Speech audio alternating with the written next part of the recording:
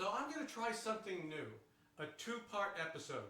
I'm going to make two videos, post them on the same day, and then you can decide if you only want to watch one of them.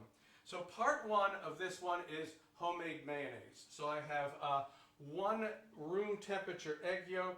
I'm adding a teaspoon of lemon juice. I've got a half of a teaspoon of my favorite mustard, whatever your favorite mustard is, just put that in.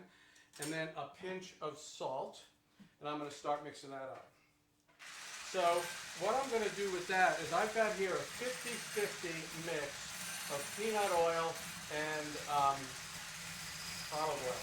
If you do just olive oil, it tends to get a little bit too bitter. So I like to do a 50-50 mix.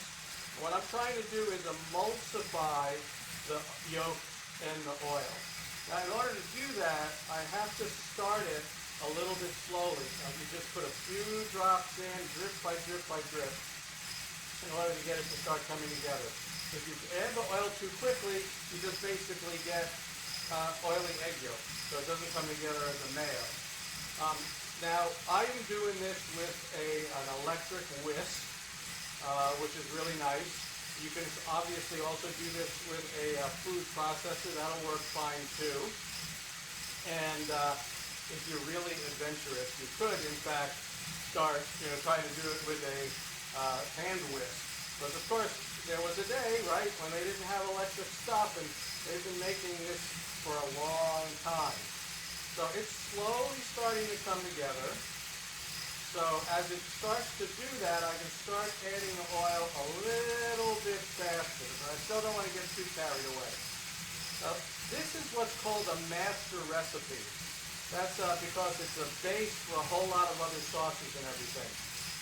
And so as an example, if I were to smash up some garlic and grind it up with some nice salt and make it like a paste and put that in here, I would have an aioli. I could put saffron. I could make a saffron mayo or a saffron aioli. I could do pimenton. I could do a some kind of spice mix or something like that.